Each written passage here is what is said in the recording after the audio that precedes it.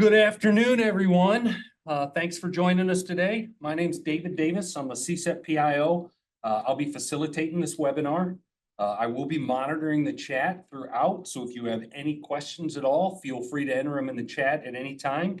If you want to speak aloud, you're more than welcome to unmute yourself and ask your questions throughout the presentation. But let's go ahead and get started. This is the KQS, Kentucky Qualification System for KYEM employees. We have two speakers today. We've got Dr. Charles Harris and we have Ms. Jennifer Hitch.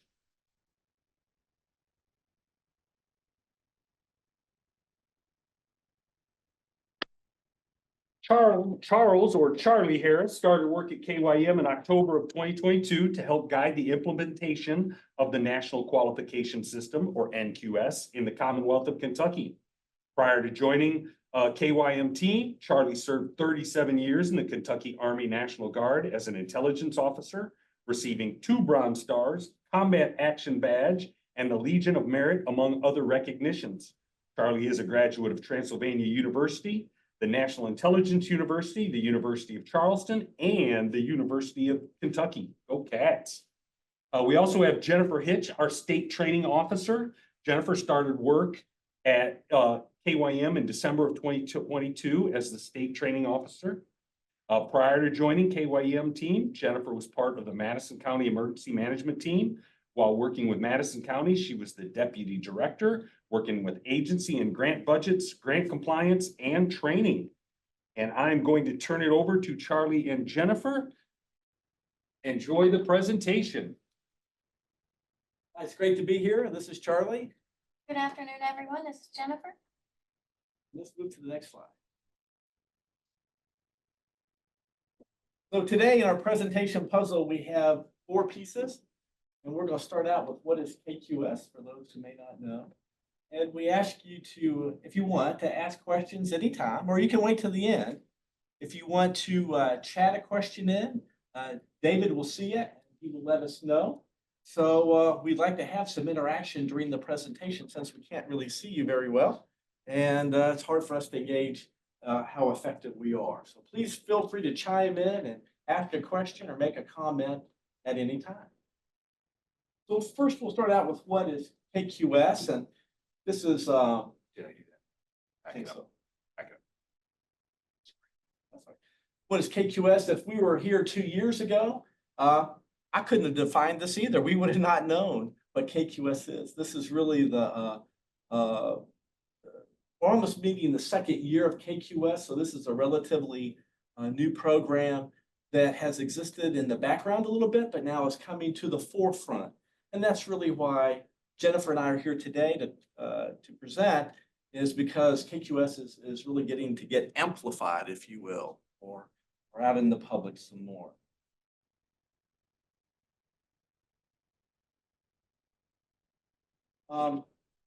Experts say early on that your introduction, your presentation is the most important.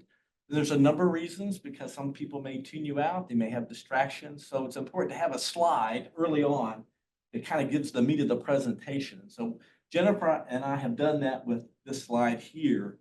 The strategic goal here for the Kentucky Qualification System is listed as you look at it on the right-hand side slide. So FEMA has encouraged, is probably a good verb to use, all the states and territories to for an initiative called the National Qualification System, or NQS. And the focus of NQS is to make sure that persons who deploy on incident management teams inside their state and territory and outside their state or territory, and also on EOC assistance teams, all have common training, which we'll talk about later, and then common experiences or no common task, or have the set of tasks that each position does, so we can plug and play and interchange persons on EOC assistance teams and on incident management teams, or IMTs, so we can facilitate us moving people around and filling those positions. So KQS, or the Kentucky Qualification System, is Kentucky's implementation of the National Qualification System. If you look at the left of the slide there's 3 qualifications, if you will, the qualification, the certification, and the credentialing. And under qualification, you'll see that there's prerequisites completed. Those are classes that someone's going to take. Talk about that later. And then a position task book and completing, that's performance, where someone has performed a task and has been reviewed by an expert and okayed, and that's the qualification portion. And then we move to certification, and that's done by a peer group that's going to say, yes, Jennifer, yes, Charlie, you all have been effective as a planning section chief during this disaster or this incident or this event or during this exercise, and you've had all the training. And then at that point, they would recommend us to be credentialed to the emergency management director. So there's a sort of a three-step process: that qualification, taking the courses, and then having experiences, and then moving to certification, a peer review board, if you will, and then ultimately credentialing. And it doesn't matter if we're in Mississippi or Ohio or Guam, all states and territories have those three steps. And again, KQS is the implementation of the program here in Kentucky. So let's just dive into it a little bit more, and we'll move to the next slide. There we go, and I'll turn it over to Jennifer. Good afternoon, everyone. The image that you see on the right side of this slide is going to look very familiar. It is going to look exactly like our internal organization chart. It's going to look exactly like the organization charts that you've seen in the different online independent study classes for FEMA, and as well as the ICS 300 and ICS 400 for those of you that have taken those. The Incident Management Team organization follows the National Incident Management System, or NIMS system, as well, just like everything else that we do. It provides a structure to lay out how those incidents are managed. Our first responders in all of our communities manage incidents every day, and so do all of you in the EOC every day. So anytime that we are monitoring for weather, we are managing an incident. Anytime that our Commonwealth experiences a disaster, we are managing an incident as well. IMTs are called in when the need exceeds the resources. So those incident management teams are an extension of what we are able to do to make sure that we are able to take care of our communities.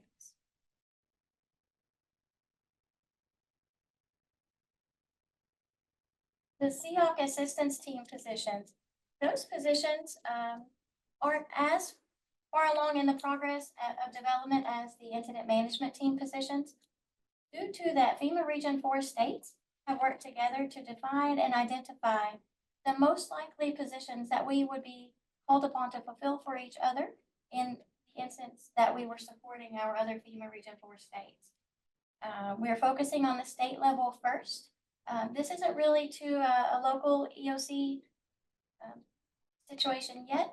Eventually, we hope to be, but right now we're focusing on the state level, in case we are called to support our other FEMA Region 4 states. The positions that we're looking at, you can see those on the screen. Primarily, we're looking at FLOP first altogether. It's the finance, logistics, operations, and planning. And then it also goes into the SEOC director, legal representatives, and public information. Next slide, please. And back to me. So we'll talk a little bit about the KQS committee structure. KQS is a program that is controlled, if you will, or guided by a group of emergency management professionals. And that's where the certification occurs too. And of course, they all work to advise the director. If you look at the center of the slide, we'll start at the top with the KYEM director. So Director Gibson is the authority having jurisdiction of the AHJ. He is the person who ultimately will say, David Davis, you are credentialed and can to work in Kentucky or outside of Kentucky as a public information officer. He's the one that makes that determination. He has the authority to do that.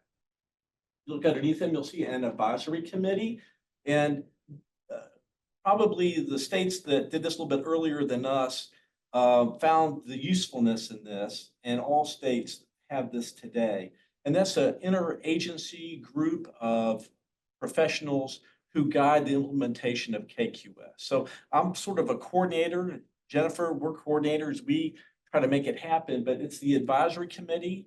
There's representation on the advisory committee from the Fire Commission, from the Kentucky State Police, from Forestry. It really is from KYEM. It's an interagency group, and they're the ones that really guide the implementation of this here in our Commonwealth. Looking below that, you'll see the IMT QRB and the EOC Assistance QRB. And QRB stands for Qualification Review Board. And so those are two boards of peers that will look ultimately at a person's qualifications and then will recommend them to be credentialed or recommend that they pursue another experience or more training to reach qualification. So in a way, KQS is really, it's a peer review system with persons of similar competencies in this profession evaluate others. And I guess it reminds me in a way of the legal profession, if you will. There are ICS classes that we will take specific in general, more about that later, and then we'll have experiences and sort of like, if you will, in the legal profession, the bar exam. An attorney will go to law school, they'll gain their knowledge, their base knowledge, and then on a bar exam, they'll have to display that knowledge in front of or to a board of professionals. And that's what we have here. Someone's going to go and have their training and then go out and maybe work at, say, the Kentucky Derby on an IMT or a Type 3 disaster and exhibit those skills and be evaluated. And then that's going to come back to a committee of professionals to make a decision. We'll move on to the next slide. So what is the basic process with KQS? Well, it always begins and ends with the individual who is interested. So the state's implementation of this is somewhat mandatory if we want to receive money, and more about that later from Jennifer. But for emergency management employees, this is a voluntary program. So those individuals that would like to volunteer for this, they would put together a packet. And if you look, you see an arrow from the individual to the QRBs, those qualification review boards. That's where that packet's going to go. And that board is going to look at the packet and either return it to the individual if it's incomplete, or if they approve it, it goes to the advisory committee, which is a higher level review, and then on to the director for final approval and credentialing. And we think that we will probably have folks that are credentialed in several positions. They might be a planning section chief and a public information officer and maybe a safety officer too. But an individual can have more credentials than just one position. And again, this is sort of a professional model, if you will. In most professions, you know, there's that body of knowledge, and then you have to exhibit that skill. So my mom was a school teacher, so I'm going to transition to that. She got a degree in early childhood education.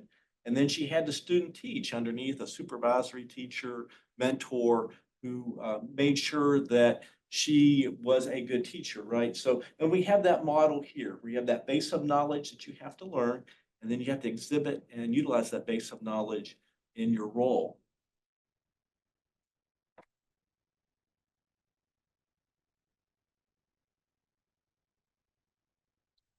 This is the project network diagram, which really shows the key steps in the program's implementation.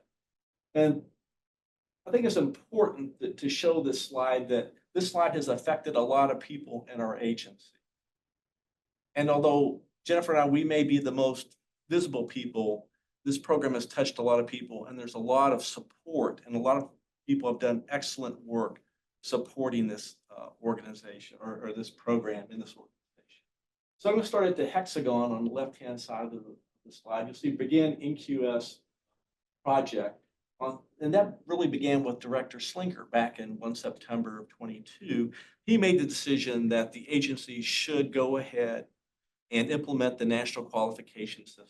And once he made that decision, if you look now at the areas of work, the polygons to the right of that, you'll see personnel at the top, plans, processes, and information technology. Those were the four main areas of work that progressed from from then Director Slinker's decision. So if you look at the top personnel, you'll see a hire the K or NQS manager. That was me. I was hired on 10 October 22. And then you'll see hire the state training officer on 5 December. So those were two key hires on the personnel side. If you notice that Jennifer's has a little red box inside, because that was a critical step. Some states have KQS managers and some states don't, but the state training officer, that person's involvement in this is key because specific classes have to be requested for the state. For example, all the ICS courses have to be offered, or at least where employees have access to go to them, or else you can't fulfill that education piece. So remember, you have to have an education piece and a performance piece. So that was a key piece there. Looking at plans now, we had to submit a FEMA plan, and with Director Slinker, we submitted our implementation plan. I'm gonna move down now. There was a KYEM committee. Jared Dean served on that, Dustin Heiser. We had some folks that were outside the organization that served as well, like Toll Chokers of Kentucky One Incident Management Team in Northern Kentucky. So there was a group of folks that began to get together on the 27th of December, way back in 22, to work this out. And then we sort of talked about with our IT department, who's done a great job of working out an electronic system where we can store information, certificates, and things like that to make things easy. I'm going to move down to sort of the center of the slide now. You'll see the SOG, which is a standard operating guide or a standard operating procedure that was published in 19 February of this year. And that was a key document because it guides the whole program. That's available on our website if you want to look at it, or if you want to see me, I have some paper copies that I will be happy to hand out. Below that, you'll see the advisor under processes. The advisory committee was started last year in June, and our last QRB was started in January 2024. So we have those two qualification review boards. We have the incident management one, and then the EOC assistance team for state EOCs, and that was started in January of this year. So we're right now to the yellow box, the yellow circle around the black box, packet evaluation, and that's really why we're here today.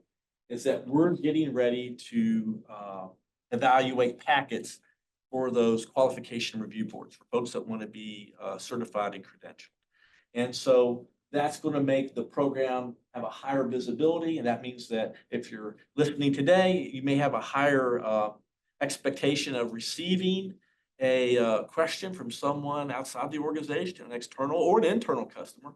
And we also want to make sure that you know what's going on because you may be interested yourself in participating. We want to make sure that you know all that you possibly can. If you see at the right, at the end, the hexagon on the right shows fully implement our program, 31 December 22, or it should be 24 there. And so what that means is that at the end of this year in December, we want to make sure that we have packets all ready to go, that we are credentialing people in the program.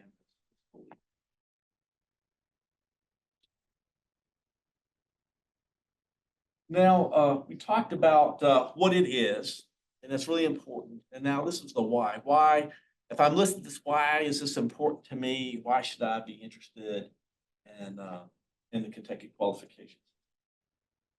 And really, there's three reasons, and we're going to drill down on this a little bit. The first one, and Jennifer's going to discuss this in just a moment, is that for us to get federal funds, we have to implement this program. So your participation in this program is voluntary, but for us to get the funding, our state's participation in this program is mandatory. We have to do it. So that's the first big reason. The second reason I just alluded to on the last slide is that we're beginning to actively market the program here on 1 September and really reach out to the counties and get people involved. So that, as I said before, that increases the chances that something may come your way. You might get a question or be asked your advice about the program, and that we want you to know.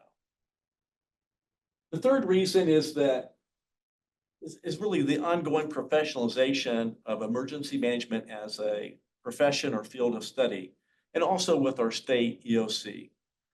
I will say that if you look at a document about the San Francisco earthquake and the early during the early 20th century. You will not see the term emergency management. If you look at documents relating to our country and during World War II, you won't see the term emergency management. This really started after World War II, really with civil defense. And really, for example, EMI didn't offer courses until the early 80s. So this is something that's kind of existed or beginning to exist in my lifetime and maybe in some of your all lifetimes too. But it's the ongoing professionalization. We're not going to send Charlie Harris out on IMT to be a planning section chief because Charlie likes to write things. We want to send Charlie out on IMT because he's been credentialed to be that planning section chief. Implementation necessary for continued federal EMPG funding. Actually, a lot of this can tie back to 2004. All of you receive a list of required training when you start working with KYEM, right? All of that ties back to the implementation of the National Incident Management System, or NIMS. So Homeland Security Presidential Directive 5, that was released in 2004, that required the creation of the National Incident Management System.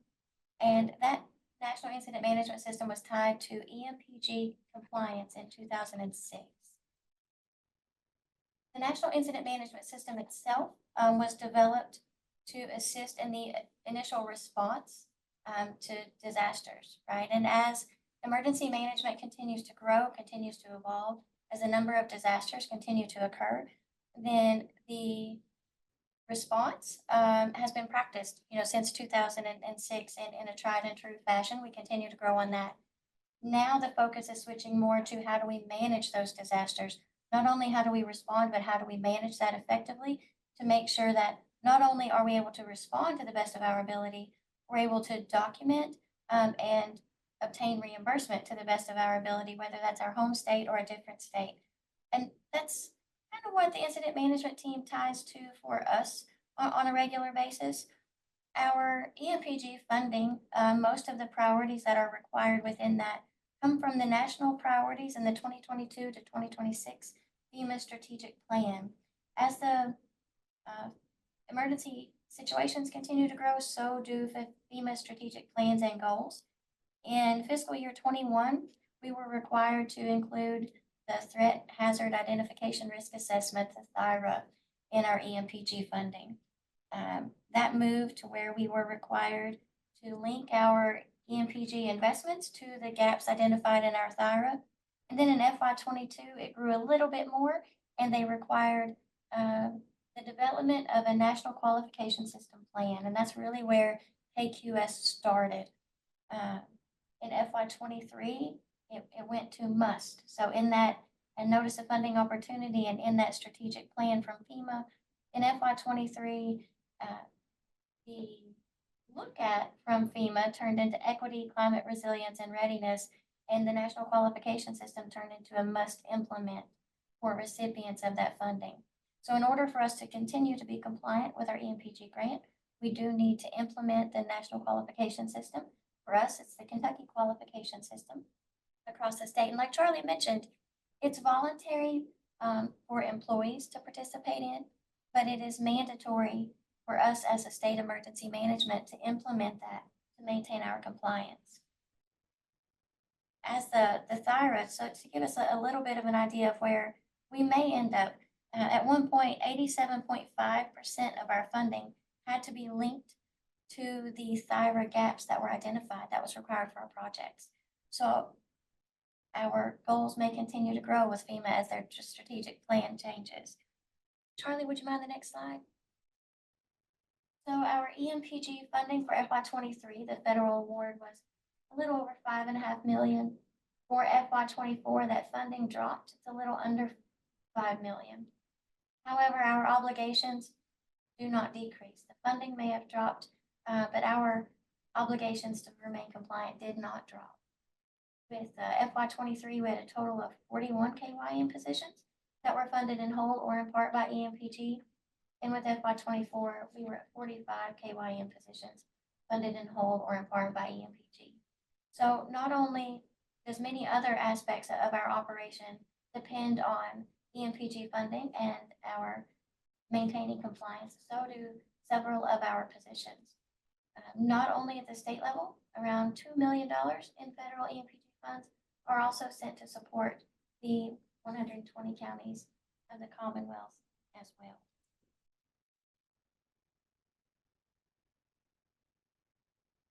Right, we're moving on to our second reason here. And you look at the red circle there, you'll see the end of something called a soft opening and historical recognition actively marketed. We'll talk about what historical recognition or HR is in a couple of slides. But as I mentioned before, we're beginning to enter our active phase. I've included a more in-depth timeline. This is from the advisory committee. This is something that they conceived and we've been working on throughout the year. These are some of the highlights. And you can see, for example, in 31 January, we had our second QRB, the EOC assistance team.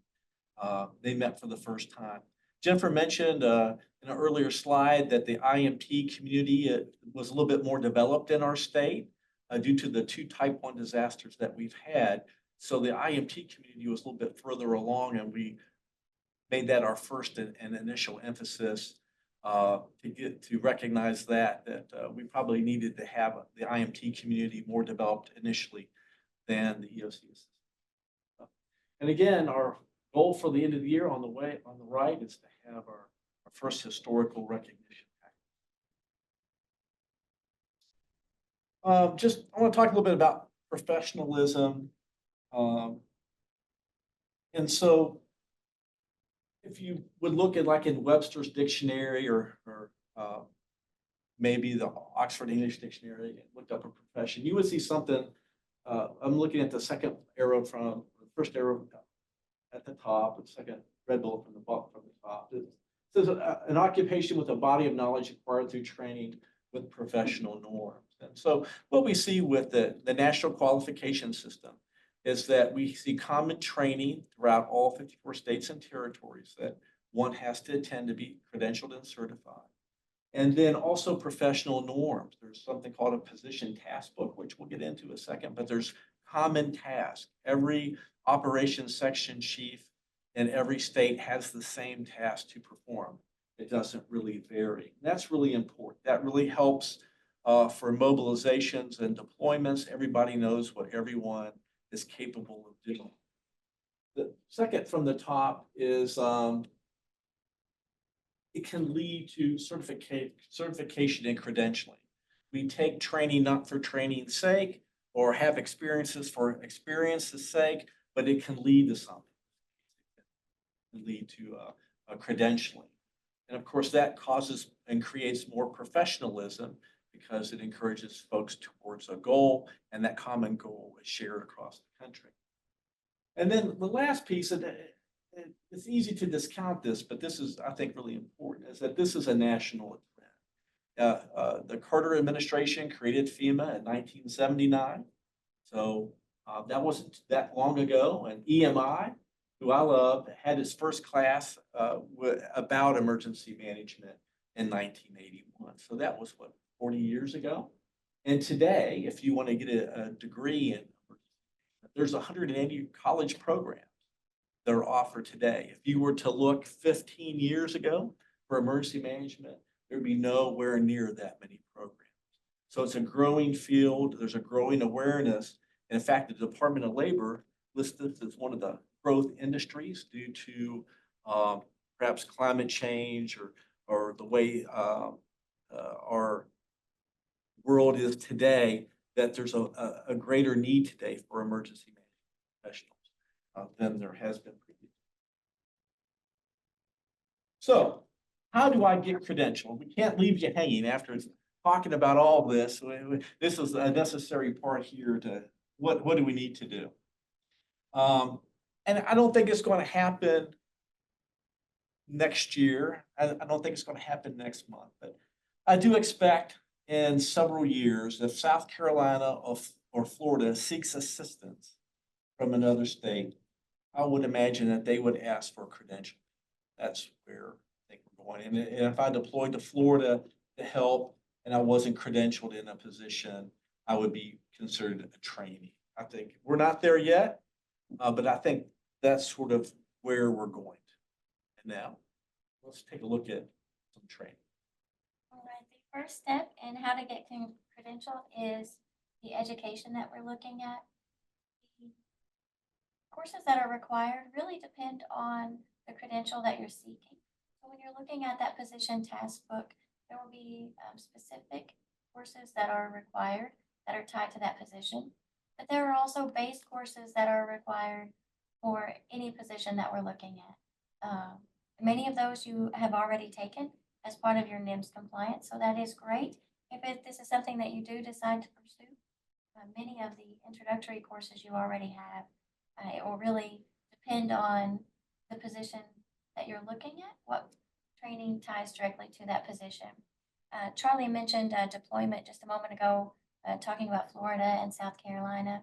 Another thing to keep in mind is as technology grows, it's not always a true physical deployment also now. One of the things that we're seeing very often on the financial side, mitigation side, public assistance side, is that those individuals are requested as a part of the deployment team. However, they are not physically deployed. Many of those are working and supporting virtually. That really depends on the size and scope of the disaster as well as the position that you're playing.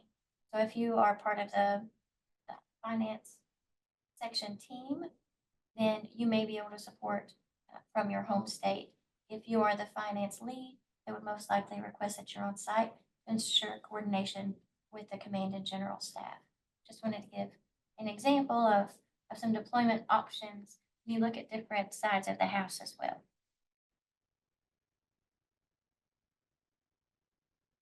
So moving on to experience, we talked about a profession being a body of knowledge, and then a professional, someone that shows expertise of that knowledge or mastery of that knowledge and task. And so when we think about experience for us in KQS, there's two paths. One is position task books or PTBs, and the other is called historical recognition of prior learning and experience, which everyone in the country just calls HR because that's a long term. So we have PTBs and HR for experience. So what are we talking about? So if I were, say, a recent graduate from Eastern, and I got my degree in emergency management, and I'm new to the workforce, and I wanted to be on an IMT, then maybe I would approach one of the IMTs in Kentucky, and I would say, hey, look, I would like to be a safety officer on the IMT, since that was my specialty when I went to Eastern and got my degree. So I would be paired with an experienced safety officer who would be my mentor and my evaluator.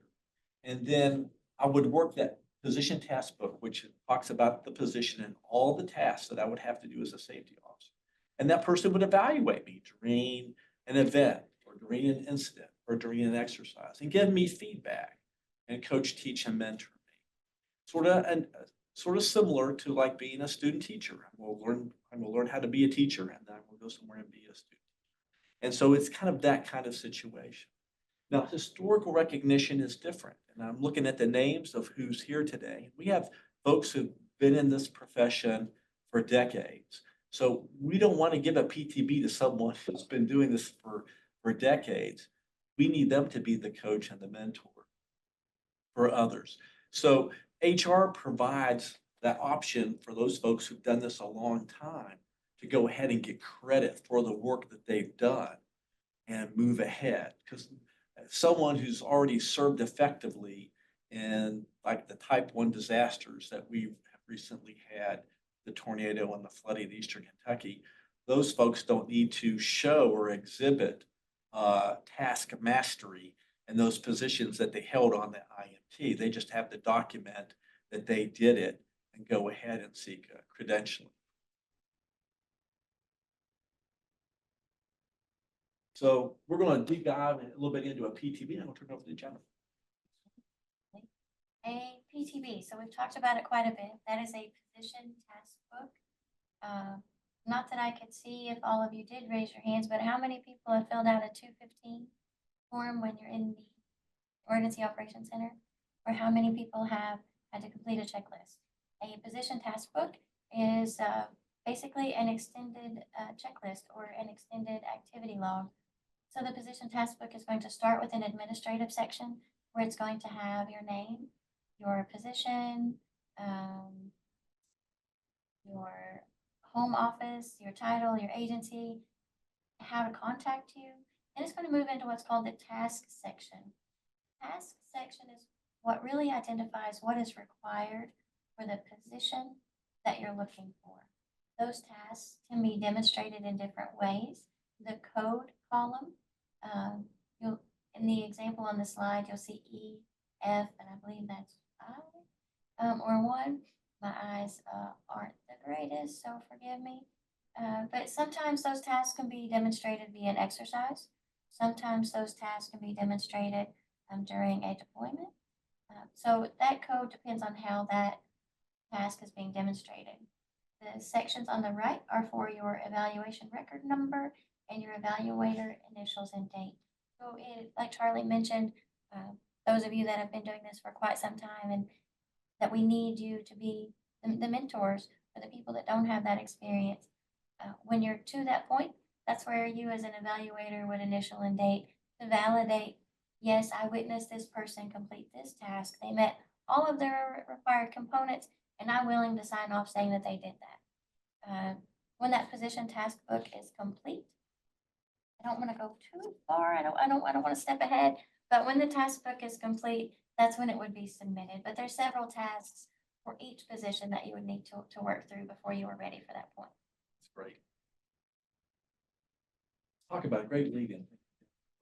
So when we talk about those tasks, basically you have to do each task twice. And one of those can be in an exercise, and then one of those can be during an incident or an event. What happens? Do I have to have an exercise? No, you can have 2 events or incidents, but you have to do each task twice, show competency and mastery twice, and have that signed off on. And that's pretty much nationwide. Just not 3 times, not 4 times, not 10 times, twice, just twice. That's it. We'll go back and revisit our basic certification process again. We'll put together a packet, send it to the QRB. They're going to review it, send it to the advisory committee, and it goes to the director. And again, just in terms of 2 parts of that packet, it's my class certificates, then 2 signed PTBs. If I'm a new person, I just graduated, I want to be that safety officer, then I'm going to take all my classes and put that in the packet, and those 2 signed PTBs that show that I know what I'm doing as a safety officer. I performed it twice and I've done well, and then that's what I'm going to submit. So let's talk about historical recognition. I mentioned before, for those of us who've been doing it a long time, getting issued a PTB by someone and being evaluated by someone is not good. We need a person that's done this a long time to be the evaluator. So that's the vehicle for us to do this, is something called historical recognition. And so logically, when you think about it, if we're going to issue PTBs, it makes no sense to issue PTBs without those evaluators and credentialed people. Right now in Kentucky, we don't have very many credentialed people at all. So we need to create the base. We need to create the bench of mentors and evaluators here so we can train the next generation. Those folks are going to come up and take our place on IMTs as planning section chiefs and the like. So historical recognition has to come first in the process. The first task that we have to do in implementing KQS before we issue PTBs to folks who are new to the profession is that we have to recognize and give authority to those here that have been doing it for a long time. And so deep diving a little bit into historical recognition, there's 3 options, A, B, and C. So say, for example, I was a planning section chief during the Eastern Kentucky flooding event, and then another event. You'll see procedure A, procedure B, and procedure C. Say, for example, when Eastern Kentucky, I served with someone who was already credentialed as the planning section chief, and they saw me perform there while I was there for 5 days. They could fill out PTBs on me after the event and submit that. And that's called procedure A. And that's where, as I said before, that's where I did something and someone was credentialed in that position that I seek certification in. They saw me and they agree, hey, yeah, I'll evaluate you after the fact. I was with you the whole time. That's procedure A. Procedure B is for folks that did not have anyone credentialed and seen them perform, and they're going to put together a portfolio, which means that they're going to say, hey, look, I'm going to describe to the board what I did when I was the planning section chief in Eastern Kentucky. I'm going to describe how I performed these tasks. And it's not a high standard, it's a reasonable person standard. If a reasonable person read what I wrote, would they believe that I have performed those tasks? That's it. And that is procedure B portfolio. And then procedure C is a hybrid, and that's a combination of A and B. Someone saw me do some of the tasks that were previously credentialed. That person was already credentialed, but they didn't see me perform all the tasks. They didn't see me demobilize, or they didn't see me mobilize. So I'm going to describe those and use that portfolio approach, but part of it will be the PTB as well. Now, each packet has 6 sections. And if you look at the right, those 6 boxes there, those are the 6 sections of historical recognition, or HR, that everyone's going to submit to us. A memo why they seek certification. Hey, I'm a member of the Northern Kentucky IMT, for example, as a planning section chief. And then they're going to put their PTBs or their narratives, if no one saw them perform those tasks, they're going to describe how they performed those tasks. All the class certificates, a professional resume, a background check. If they have had a background check recently, they can just include that. And then artifacts. Say, for example, on Eastern Kentucky, where I was a planning section chief and the incident commander wrote me a letter of recommendation to the board. Said, hey, I saw Charlie Harris perform as a planning section chief. He performed all the tasks. He did a great job. He has my wholehearted support. So things like that would go also in the packet in the artifacts section. And the bottom side says there are examples are available. We have an example for procedure A, B, and C. We have it in hard copy in the training section. We also have electronic copies that are on the web under our KQS link. And if you want, we will show you how. So let's talk about procedure A just a little bit, and I'll pause here and let everyone read their slide.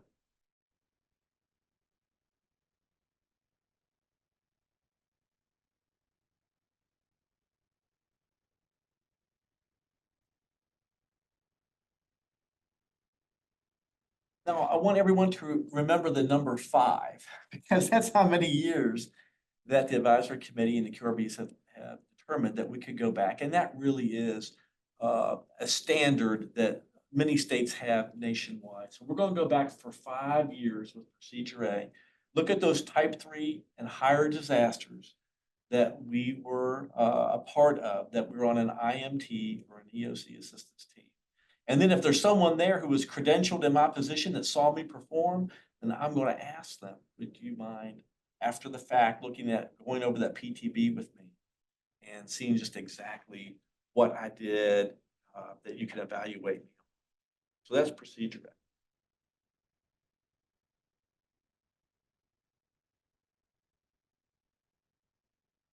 A. Pause a moment here.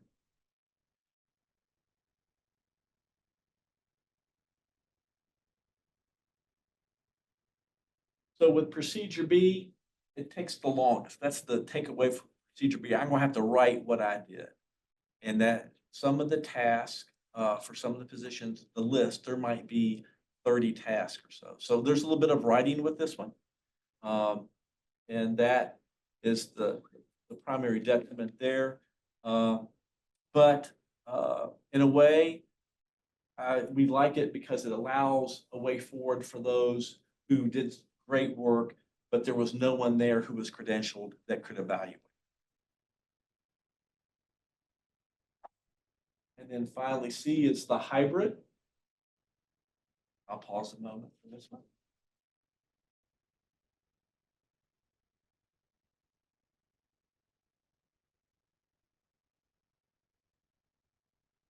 Now, I mentioned about a narrative or whatever. So this is an example that Jennifer and I just sort of created for our training.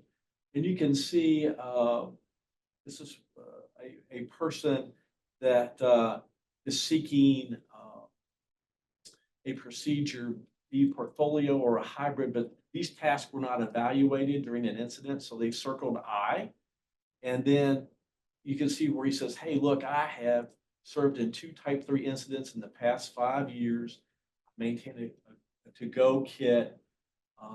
And this particular one was for a public affairs officer or public information. So after you read the narrative, I have a feeling that that person did that. That seems very reasonable to me. There is expertise that is communicated in that paragraph that I can see that there is mastery of those 3 tasks. So that's just a quick example of what we're talking about.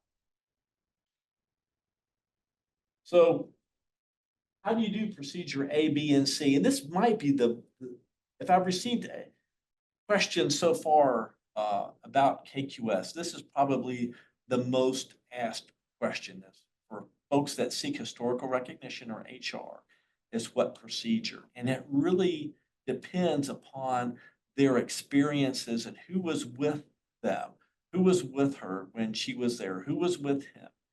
If someone was with you that was already credentialed with FEMA or with another state, and they saw you perform that task and that job, procedure A is quick. And all you need is 2 evaluations per task and your classes, and wow, that's a complete packet. For the others, for those who have, I guess, worse luck like me, then it might be a procedure B. I'm gonna have to write out how I did those tasks, but we will help you with this. You're not in this alone. We are here to help you create that packet and turn it into the QRB. We're a partner with you. We're not an evaluator or we're not a teller or anything. We are your collaborator to make sure that if you want to participate in this process, that you can complete it.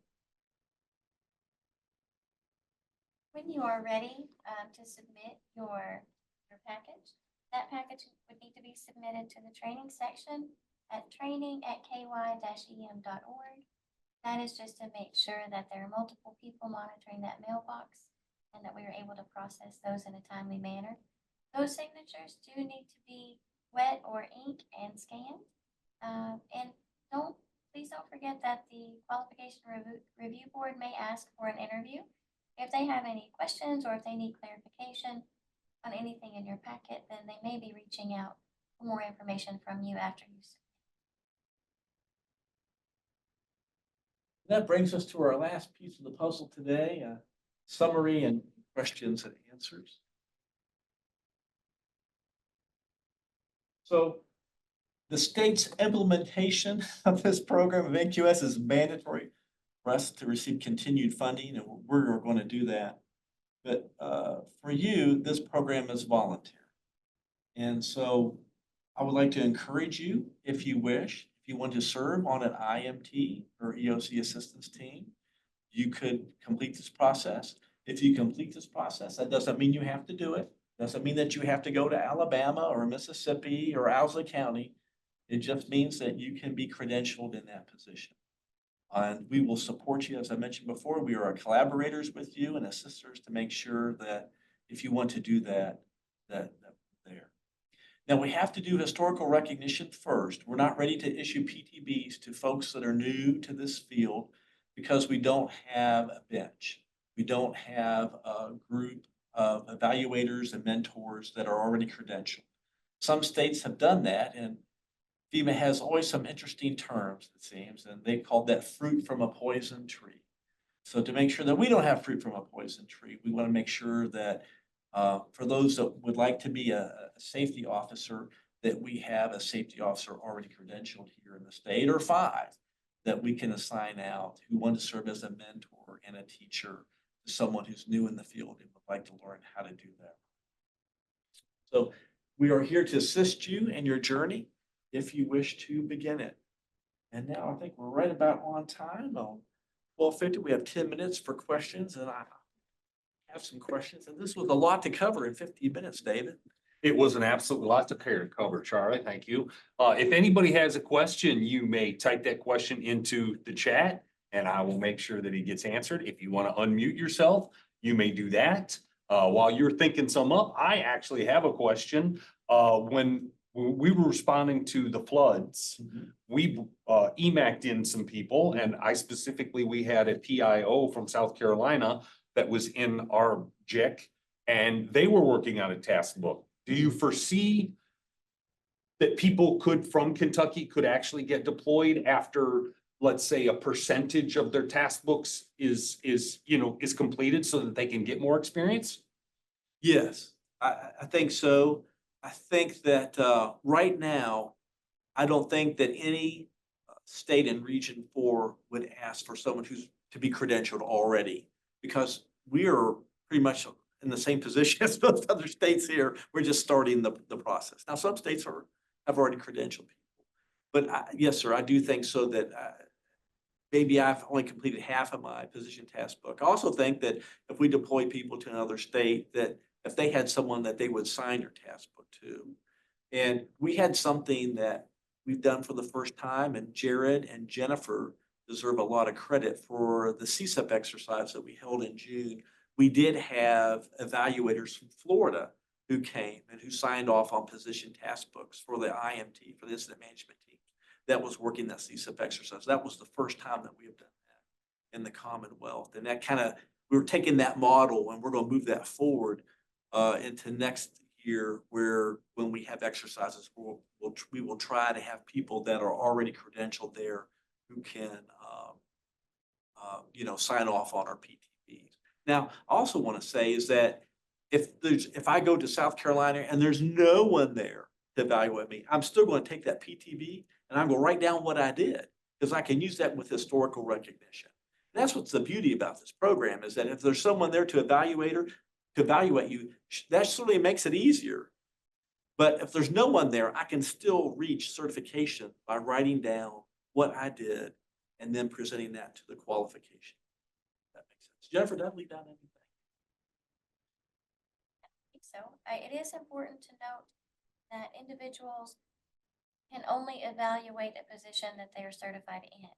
So, and that's why it's important for us to have an idea of what people may pursue.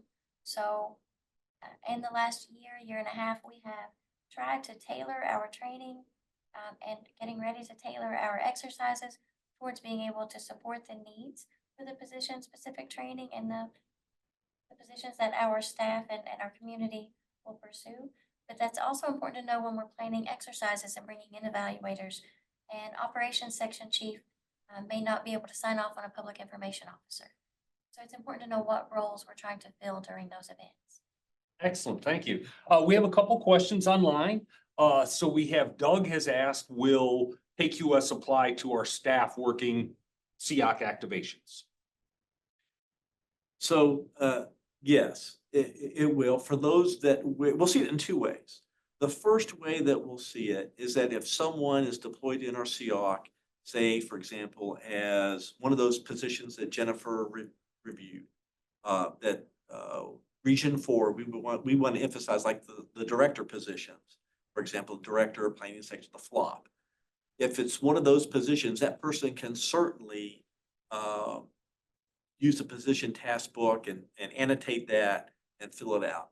The other thing I want to say is that part of a related initiative is to have greater definition of the task and the training for positions in the EOC. And so we're working on a resource right now in the training department, that for example, for our ESF partners, that they have worked with us and said, hey, we want someone in this ESF position to know these things. Our representative will know these things. And so we're codifying those tasks and those competencies and the training required, any sort of outside certifications for that person. And then the tasks for those positions that we want to share or be able to backfill in Region 4, we can do that. It's not mandatory. It's completely voluntary, but we're going to carry that methodology of writing down more enumerating tasks for positions in our EOC. So everyone has the same basis of knowledge. If I step in and perform a role in the EOC, then I'll know just exactly what my task lists are. That's fair. I believe you covered it. The important part was not mandatory. It is still voluntary. I do believe it carries a great deal of benefit. I believe it can help increase comfort levels when responding to our EOC. If we are aware of the tasks that we need to be able to complete once we arrive. So I see a great deal of benefit to it. Still voluntary. Excellent, thank you. So we have another question. They asked, will they be getting copies of the presentation? So I will take a copy of this video. Jesse is going to create a KQS channel on the KYEM YouTube channel, and we will post this video there. When I get that posted, I will send out a follow-up email to everyone that registered and attended today. I will get them that link, plus I will send them a copy of the presentation. We have another question.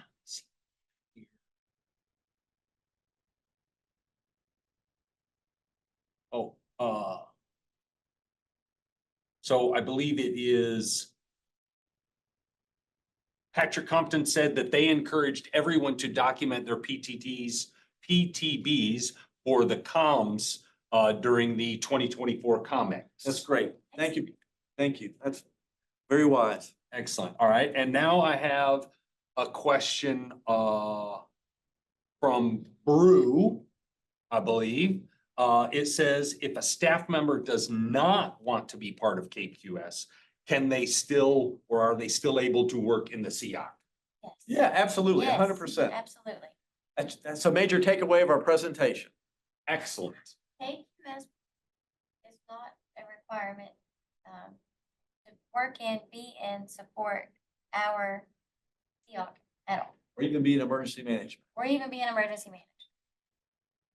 Excellent. Are there any other questions out there? I'll give you a second to ponder that. We have the contact information here for Charlie and for Jennifer. So if you need anything, don't hesitate to contact them. As always, you can contact me. I'll help you out. Otherwise, if there are no questions, thank you all for coming today. Look for my email with a link and a copy of the presentation sometime next week, and have a great rest of your afternoon.